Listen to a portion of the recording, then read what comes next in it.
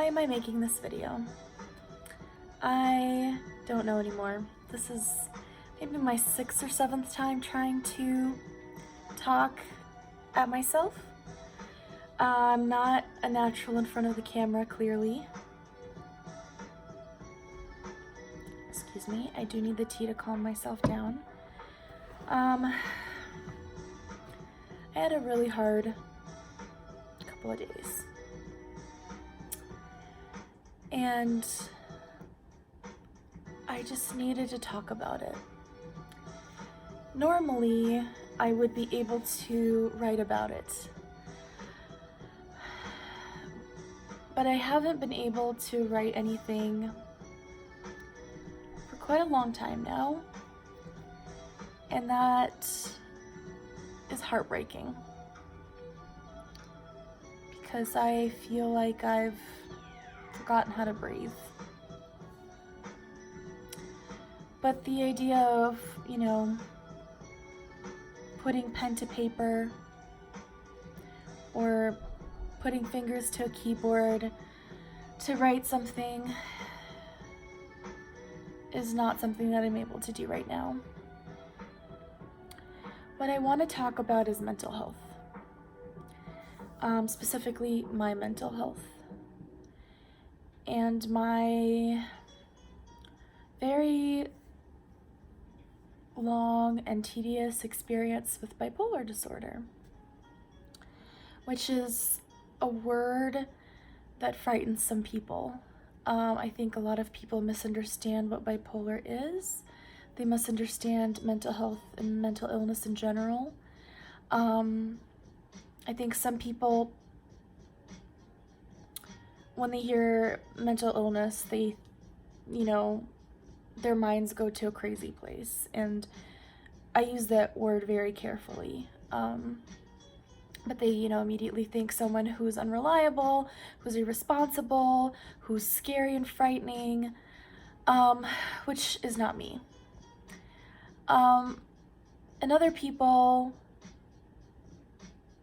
don't understand enough about it to take it seriously.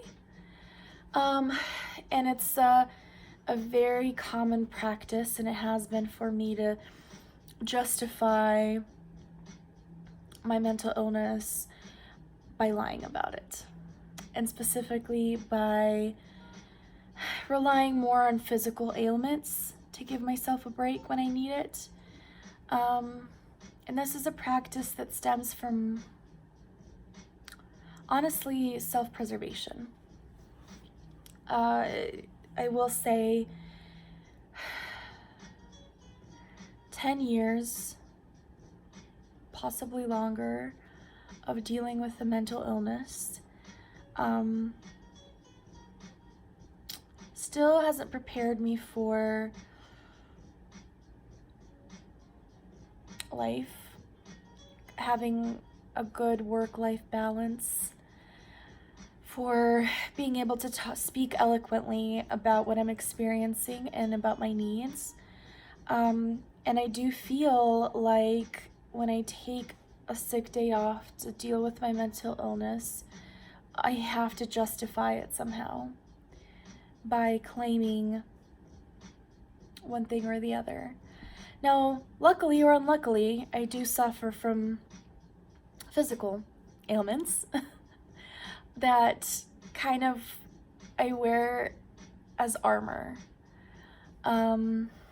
Because it's easier to say that I have an excruciating migraine, or because of my autoimmune issues, to say that I've contracted the flu or some kind of virus or something like that, which I do easily contract illnesses like that, then to say I'm really suffering with my mental health, I really need a day to deal with it. It's not something that I'm able to do. It's not something that I feel like I'm empowered to do at the moment. And it's just an added burden. When I was first diagnosed with a mental illness with bipolar. Of course, at first I was diagnosed with depression. And then that was changed to bipolar disorder. I was not prepared. I was not prepared to hear, you might be bipolar. We need to put you on drugs and see if they will work for you to see if you have bipolar.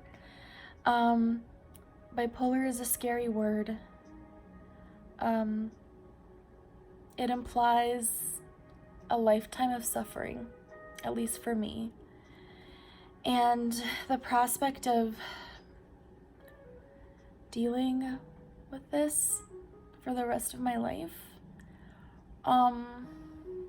is frightening. I know that I'm not the only person in the world to have this diagnosis. I know that I'm not the only person in the world to have a mental illness. And despite all that, it is such an isolating experience. I have been fortunate enough to have people in my life, really one specific person, who really, really understands me and is able to listen. But lately, and this is, I think, a topic that really needs to be discussed in the mental health field, is how to handle friendships with people who have a mental illness. Because I feel like the burden, the responsibility of the friendship usually falls on the person who's not mentally ill. And I see that often, you know, with different posts and things like that about check in on your friends and what to say to a person with a mental illness, what not to say to a person with mental illness. And I think some of our more empathetic friends really bear a heavy burden, and they get something called vicarious trauma. And that's something that I've experienced with my very best friend, who we will call C. And I'm gonna try really hard not to say her full name, just because I think I don't have her permission to talk about her like that, and I just wouldn't wanna name names. But she is my very best friend. I have a few very strong friendships. I have my best friend, Kay, whom I've known since I was a little girl, but I think every friendship is a little bit different. And with C, we met in college, and C was the person who really dragged me out of one of the most excruciating, deep, dark, painful moments in my life. Just as a little bit of a background, when looking back, of course, because perspective, you know, hindsight is 20/20. I will admit that cliche is true most of the time, but I see a lot of red flags from my youth, from my high school days, and even earlier in my childhood. I see red flags now that I've read more about bipolar depression, and I've studied more, just read about mood disorders in general and the way they present in kids and the symptoms. And I, remember distinct moments in my life even as a child. I was about, just kind of a depressive kid, but not really. It's very interesting because most of the time was a really happy-go-lucky kid. I was such a leader in my friend groups, and I loved coming up with new ideas and games, and I was very, very sociable. But then I had moments, like a moment when I was about 8, and my mom says she caught me sitting at the kitchen table staring out the window and crying. And she asked me why I was crying. And I think I said something along the lines of, do you ever wish you could go back in time and change everything? Now, I was 8, so a very precocious child. And growing up in high school, I think I became a little bit more demure, but I really, really loved school, because it was solace for me. I had a tumultuous home life, and going to school for me was a reprieve from my home life. And so I wanted to be successful in my home life, in my school life, because that is, I really desperately needed an adult outside of my family unit to hear me and to see me. So I really tried really hard to be the teacher's pet and do my work and go above and beyond. And I really, really enjoyed studying and learning, which is, now that I'm in grad school, I find that I have a really hard time sometimes with my studies, just due to the onset of various moods. So in college, I, of course, wanted to be really successful, and I became really successful. I became an English major in my second semester of freshman year. I switched over from biology, which is another story in itself, because our department head was not happy with me leaving biology. So I really loved the academic aspect of college. I loved reading literature. I loved talking about it. I loved writing research papers. I loved finding unique perspectives on stories that have been read.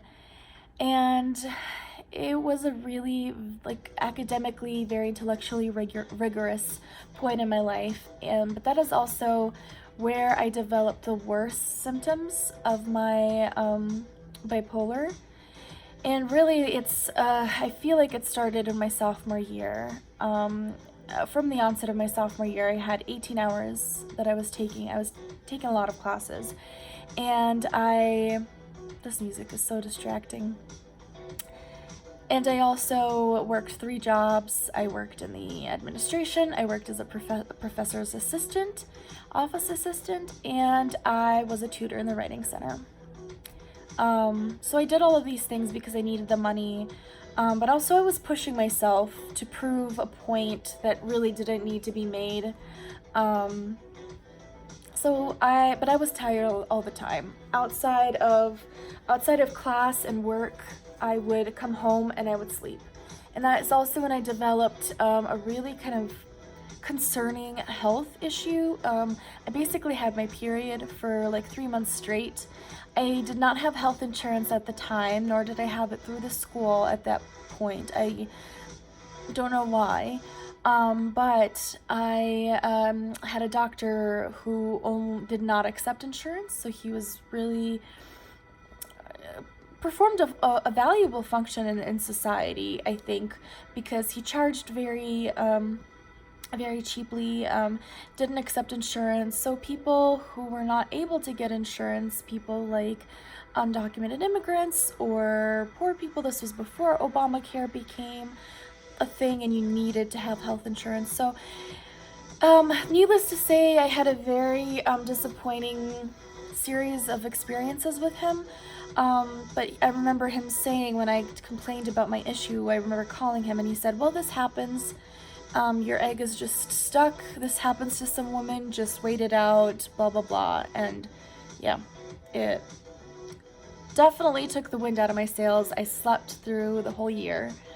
And so really sophomore year, it's difficult for me to remember anything from that year, apart from just general haze, and from this one very vivid moment in my life. It was second semester, it was winter, and I was sharing a suite with 3 other people, and they all went home that weekend.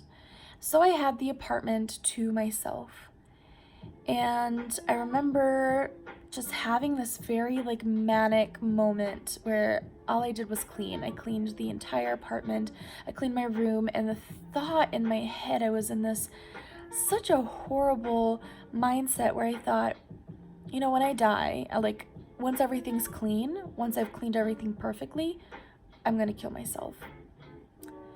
And of course, I kept finding things to clean, and I kept finding things to do, because I'm like, well, once everything is perfectly clean, I can die. I didn't make it. I didn't clean everything that I wanted to clean.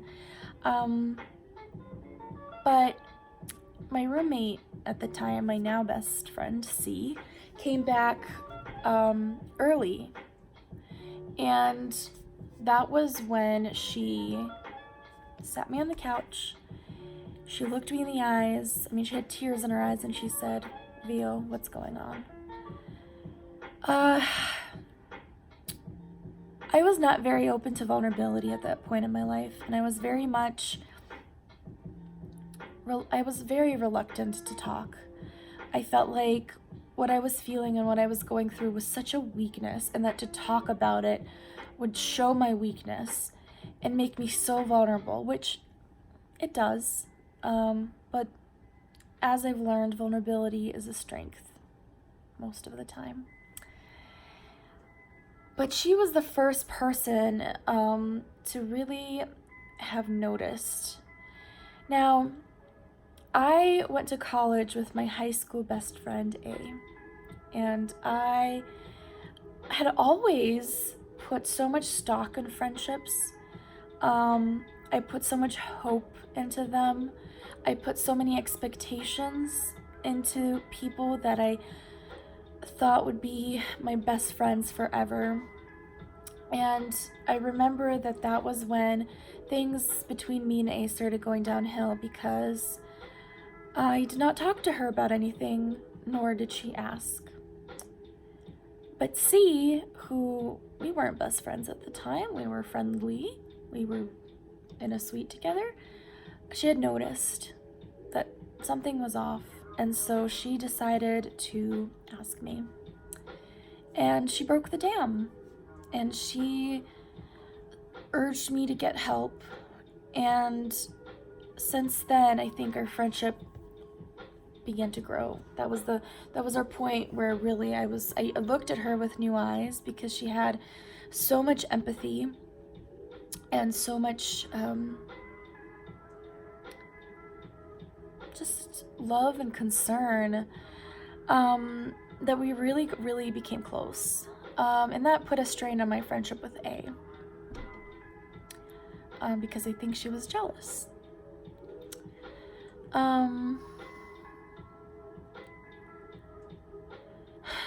But speaking of friendships, and just this little backstory about kind of how my mental health journey started, it started with my friend, C. And C and I are still friends, and I would like to think of us as best friends. She's one of my closest friends. And definitely my relationship with her is unique compared to my other close friends. But we recently had a really tough conversation, because I went through a lot in college, but I didn't go through it alone. And I think that really, really affected C's mental health. And she had been holding on to this pain and this, I think that she had a lot of guilt for feeling the way that she felt, because, in her mind, I was the one who suffered the most, and for her to even admit that any part of her hurt because of that, any part of her mental health suffered because she saw me at my worst, at my absolute worst, it broke my heart. And granted, she did not tell me this at the most, at my best point in life. I had just buried my cousin. But it was a conversation that I think she just desperately needed to have. And when she admitted to me that she really, really feels like she has PTSD because of what she went through with me, oh boy, that stung. That hurt a lot. I can't tell you. I think I did stop talking for a second in our phone call where I was like, ooh, I need to let these emotions run through me before I say something that I will regret. Because, of course, my initial instinct was to get defensive and to protect my ego at all costs, right? Because I don't think I could have taken another punting. But in that moment, I was like, what is most important? And I will admit to this unfortunate tidbit. My mental health can make me very selfish. And my suffering has made me selfish. And for me to have denied the fact that C could have possibly suffered any iota of stress and trauma watching someone she loves go through such a horrid, life-altering, heart-wrenching experience would have been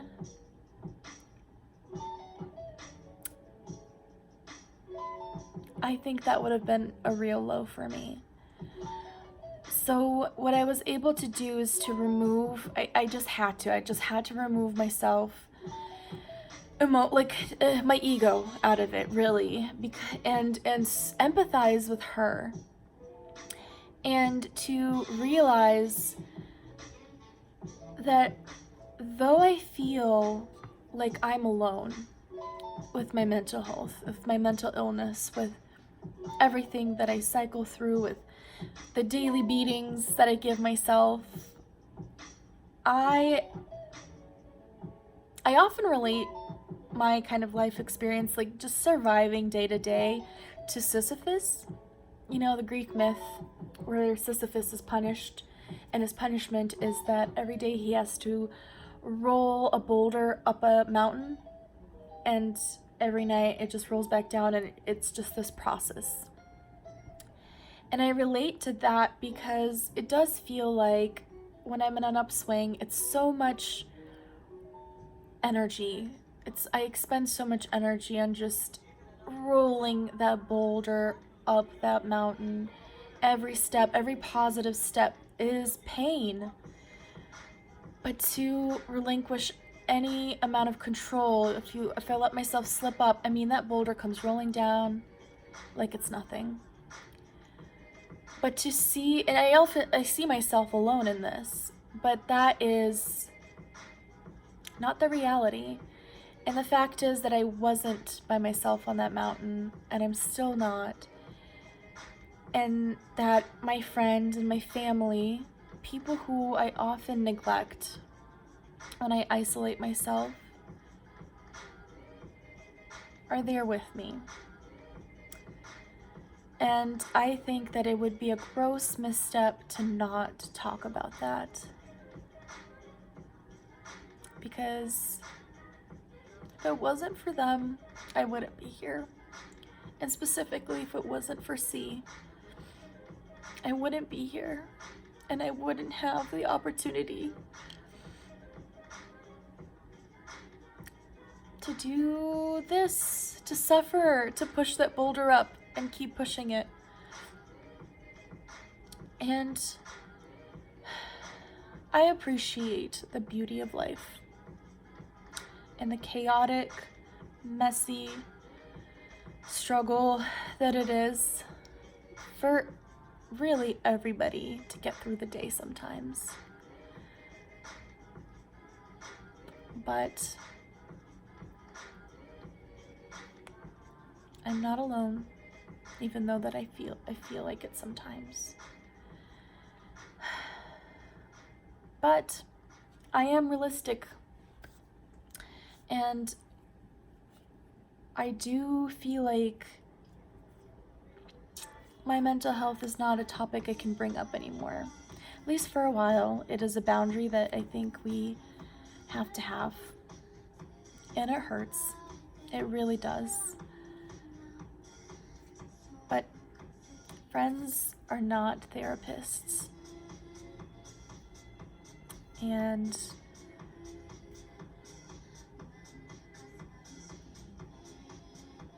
they deserve our support as well. So, shit. Every time I film this, it comes out to be something different, which is very weird. But I think the reason why I really desperately needed to make this video is because I can't talk to my best friend right now. And I need to talk about it to someone. I don't know what I'll do with this video. I haven't been looking directly into the camera this entire time. I've been fiddling, and I think I ummed my way through everything I've said. But I've also talked for like half an hour. So I'm realistic, and I know that not many people will watch it if I post it anywhere. The prospect of putting it out is so incredibly scary. Number one, I hate the way I look. I've gained so much weight, which is part of what makes me unhappy with myself, is the fact that I've stopped taking care of myself, and I feel like shit. But I know that I'm not the only one. And I'm fascinated to hear about what people go through, because we're all so different, and our journeys up that mountain use different paths, I guess, is my best metaphor. So I feel like the most empowering thing to do when talking about mental health is to actually talk about it. And talk about it with the vulnerability and the respect that it deserves as a field of science, as a human condition. You know, depression is such a common mental health concern, yet so many people are so frightened of the word and of the real life consequences it can have and the real life effects it has on people's lives. It's easy for me to say, well, I have an autoimmune issue, I'm sick, I have a fever, I have physical proof of what's going on with me. But those invisible illnesses are just so much more isolating, because there's not a body part I can point to that I can say this hurts and I need to stay home today. And not everybody will understand. I mean, gosh, I feel like there are so many interesting topics that, quite frankly, I'm no expert on. But just navigating life with a mental illness, just the kind of checks and balances that you have to make up for yourself, or just kind of weighing your options, what's better to do in each situation, is so interesting. And especially in academia and careers and people's work lives. I'm fortunate enough to have a job that I love, with a fairly understanding supervisor, manager. Fairly understanding. So that's a conversation for some time else. I'm exhausted. It is 2:30 a.m. Okay, well, I won't be quitting my day job, but it is what it is.